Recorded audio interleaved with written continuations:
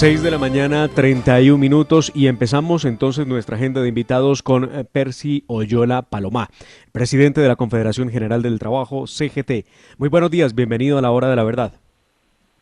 Muy buenos días, un saludo para Sergio y Temar, que están allá, un saludo para toda su amable audiencia.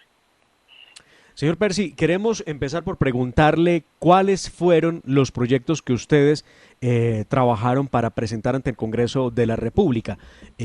Nos gustaría, nosotros hemos conocido de los 10 proyectos y tenemos algunas preguntas respecto de ellos precisamente, pero díganos usted, ¿cuál es la finalidad de haber presentado este grupo de proyectos por parte del Comité del Paro?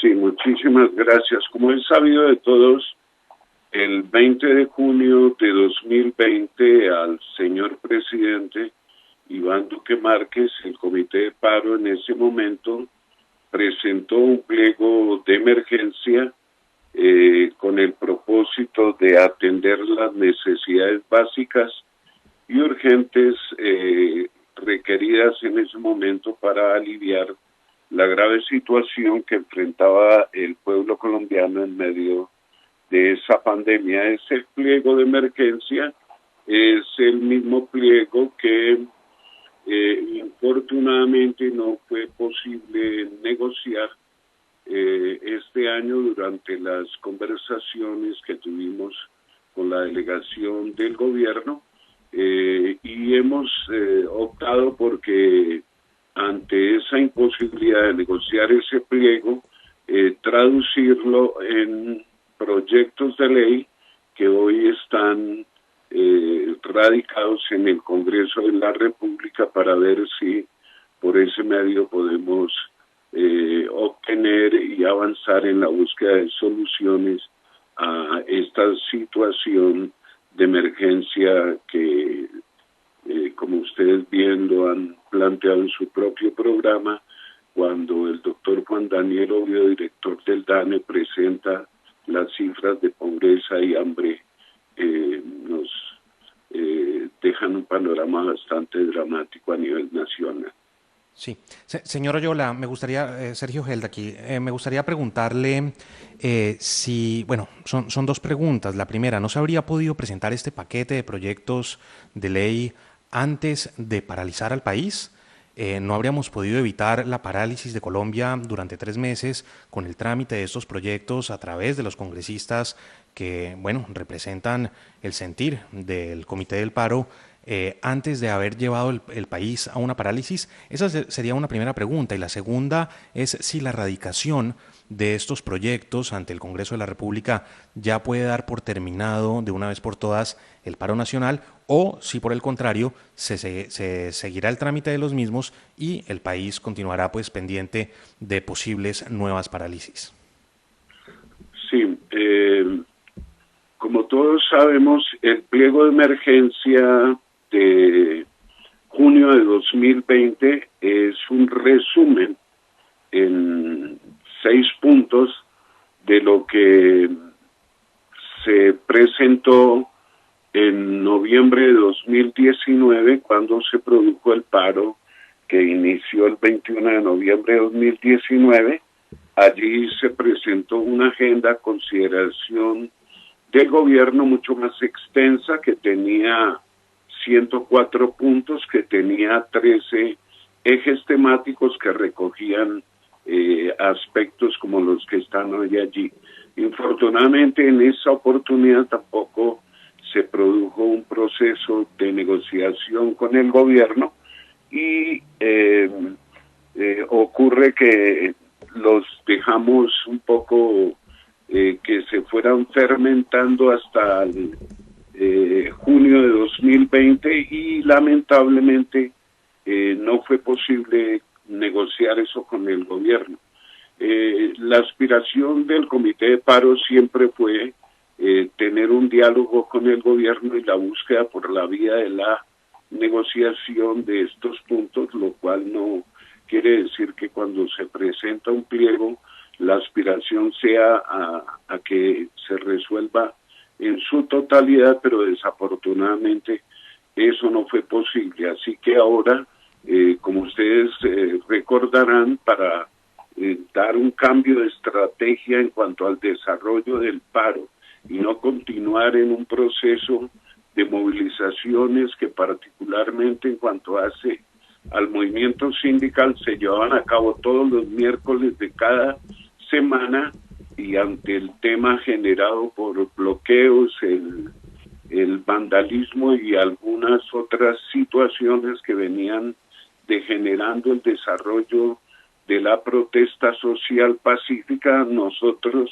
optamos por buscar un cambio que nos condujera desde el mes de junio a elaborar los proyectos de ley y ponerlos ahora en consideración del Congreso. Ahora sí, pero le pregunto, señor Oyola, yo le pregunto, ¿esto le pone punto final a las movilizaciones en la calle?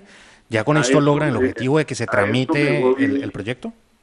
A eso me voy a referir. Entonces, el hecho de poner en consideración estos temas en manos del Congreso, por supuesto que por sí mismo no resuelve los problemas sociales que están viviendo la población colombiana. Entonces, ¿cuál es la entonces, ¿para qué hacen ustedes, para qué acuden a un camino en el que de entrada sienten que no se va a resolver la problemática, señor Oyola? No, es que nosotros tenemos confianza en las instituciones democráticas y una de ellas... Sí, pero acaba de decir que no resuelven el problema, que el Congreso no resuelve el problema. No resuelve porque si esto, con el hecho de haberlo radicado, hoy fueran ley de la República, pues diríamos que el asunto está resuelto. Pero tenemos que hacer seguimiento de los proyectos de ley, aspiramos a que haya audiencias públicas, a que tengan el debate suficiente para encontrar la mayor cantidad de soluciones a estos temas que se han venido planteando en este largo año de existencia del pliego de emergencia.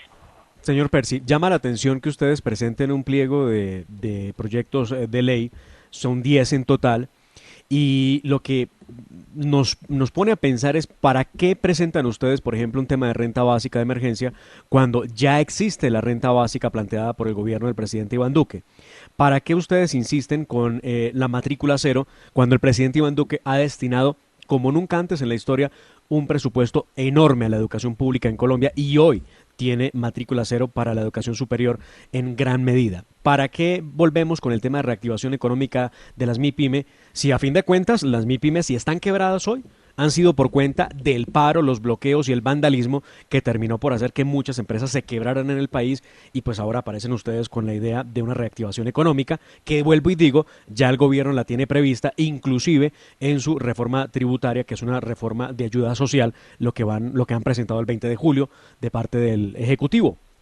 También ustedes plantean una reforma a la policía. El gobierno del presidente Iván Duque ha presentado 2 proyectos de ley de reforma a la policía, una respecto a la carrera y otra reforma respecto al asunto de procesos administrativos.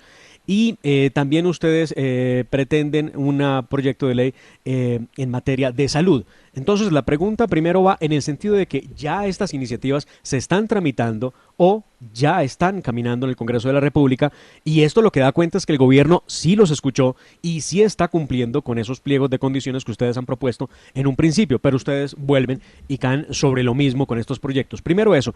Y segundo, le pregunto, ¿de dónde saldrá el dinero para poder cubrir todos estos proyectos de ley que ustedes están proponiéndole al Congreso? Y quisiera que arrancara usted su respuesta por ahí. ¿De dónde van a sacar ustedes o creen ustedes que han argumentado en su exposición de motivos que va a salir el dinero para poder dar un salario mínimo mensual legal vigente por 12 meses a 7,5 millones de hogares en Colombia? ¿De dónde saldrá la plata? Desde el momento en que se presentó el pliego de emergencia, propusimos que el Estado podía atender esto con medidas de emisión de moneda, hacer uso de las reservas internacionales, realizar moratoria temporal y renegociación de la deuda pública externa y suspensión de exenciones tributarias a las grandes empresas y al capital financiero. un Perdón, ¿ustedes resultado creen que del imprimiendo paro billetes se nacional, puede financiar estos proyectos? ¿Es un lo que estoy entendiendo? resultado, un resultado del paro nacional fue el hundimiento de la propuesta de reforma tributaria. Hoy el gobierno presenta un nuevo proyecto y nosotros aspiramos a presentar algunas proposiciones que permitan mejorar ese proyecto de reforma tributaria para garantizar la mayor cantidad de recursos destinados a resolver estos problemas sociales. Y en eso no estuvimos solo nosotros, sino que coincidió con algunos planteamientos que en su momento hizo el expresidente Álvaro Uribe Vélez también al gobierno con respecto a los recursos de emergencia para poder resolver estos aspectos. Y de otra parte, con respecto a por qué se presentan estos proyectos, el artículo 2 de la Constitución Nacional prevé la participación de los ciudadanos en las decisiones que los afectan. Y en esta oportunidad el gobierno ha tomado algunas medidas unilaterales y ha hecho anuncios para resolver aspectos que están contenidos en el pliego de emergencia, pero son insuficientes, y por eso la propuesta de proyectos de ley va dirigida a tratar de mejorar y de hacer perceptible en el tiempo esos beneficios como la matrícula cero o la gratuidad de la educación, que no sea simplemente por este semestre o por un año, sino tratar de resolver de manera permanente el acceso, la permanencia de la gente, de los jóvenes en la educación superior. Y así, por supuesto que la renta básica es un tema de carácter temporal, se ha propuesto por un año y aspiramos a que en la coyuntura y en la perspectiva de la reactivación la gente pueda tener recursos para superar el actual momento de emergencia. Señor Percy, ustedes en el Comité del Paro son conscientes que pudieron haber detenido, como Sergio lo manifestó hace unos minutos, haber detenido esta suerte de desastre económico en Colombia. Ya veníamos de una situación muy difícil por cuenta de la pandemia y no hay lugar a dudas que el Comité del Paro pudo haber tenido una voz muy temprana respecto de lo que estaba ocurriendo, porque esto arranca el 28 de abril con una serie de protestas y luego se desencadenó una cantidad de desmanes que afectó gravemente la economía. Recuerde usted, y mejor lo sabrá que nosotros, los bloqueos pues llevaron a la quiebra muchas empresas. Pero además llama la atención que ustedes propongan más impuestos para poder conseguir los recursos para temas como renta básica o gratuidad en la educación, más impuestos contra las empresas que son las generadoras de riqueza, que son las generadoras de empleo. ¿Han pensado ustedes que de pronto cargarle la mano más al empresariado colombiano puede terminar por acabar y crear una crisis peor por falta de empleos? Nosotros en la propuesta que tenemos para reactivación del empleo y de las pymes, estamos precisamente pidiendo exención de impuestos para las pymes. Aquí no solamente las empresas son las generadoras de grandes fortunas, sino que las hay indiscutiblemente en lo que hemos denominado mega ricos, que en buena parte del proceso tributario están exentos o tienen demasiadas bondades que deberían conducirlo a tributar más. Colombia es, por ejemplo, parte de la OCDE y los estándares en materia de impuestos que se aplican en varios países de la OCDE no son hoy estándares que se aplican en Colombia, de tal manera que en eso estamos también, como dije, preparando propuestas para, en el debate sobre la reforma tributaria, buscar una mayor tributación, pero no precisamente como hemos planteado con fundamento en el empobrecimiento de la clase media o afectando de la misma manera a las pymes como si fueran grandes conglomerados empresariales. Señor Oyola, ha hablado usted de la importancia y en eso todos estamos de acuerdo, de la participación ciudadana en iniciativas como estas que ustedes presentan. Sin embargo, la ley es muy clara en sus mecanismos y aquí no nos podemos decir mentiras. No es que el Comité del Paro haya presentado 10 proyectos de ley. Quienes lo presentan son unos congresistas cercanos al Comité del Paro que recogen algunas de las propuestas y las plasman en estos proyectos de ley. La pregunta es, ¿por qué no recogieron ustedes, los del Comité del Paro, el 1.700.000 firmas para cada uno de los proyectos de ley que se iban a presentar? Y se lo pregunto porque es uno de los mecanismos que contempla la ley en nuestra democracia para participar activamente con iniciativas legislativas en el Congreso de la República. Ustedes podían haber recogido 1.700.000 firmas para cada uno de esos proyectos y haberlos presentado en el Congreso de la República. Parece que pues les pareció un poco más fácil o más conveniente acudir a sus amigos congresistas. ¿Por qué no se utilizó este mecanismo? Precisamente porque llevamos 13 meses sin que se resolviera este pliego de emergencia. Asimismo, consideramos que esto es una emergencia y no da lugar a dedicarnos a todo un proceso de recolección de firmas que seguramente no sería difícil de hacerlo en los actuales momentos. Y pero tuvieron 3 meses para paralizar el país. ¿Sí tuvieron tiempo para paralizar el país? Acudimos precisamente porque estuvimos sentados.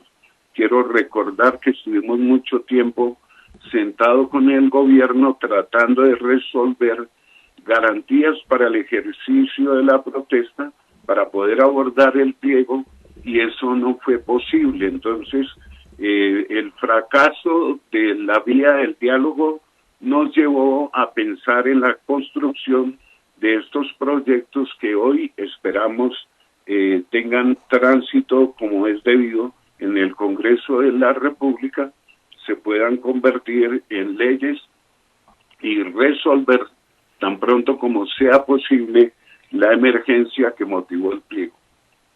Uno esperaría que ustedes respeten, doctor Loyola, la democracia, o doctor Loyola, la democracia, porque pues una vez esto haga tránsito, el Congreso de la República decidirá si acoge o no estos 10 proyectos, y que esto no sea motivo para convocar a nuevas movilizaciones, nuevas marchas y nuevos bloqueos que terminen con el desastre en el que estamos hoy en Colombia, porque creo yo, ustedes en gran parte habrán asumido la responsabilidad de lo que ocurre hoy en el país, y no es precisamente culpa del gobierno o culpa de aquel o culpa del otro. Hay unos hechos puntuales que nos llevaron a una situación muy difícil económica y que usted hoy mejor que nadie la conoce y la retrata.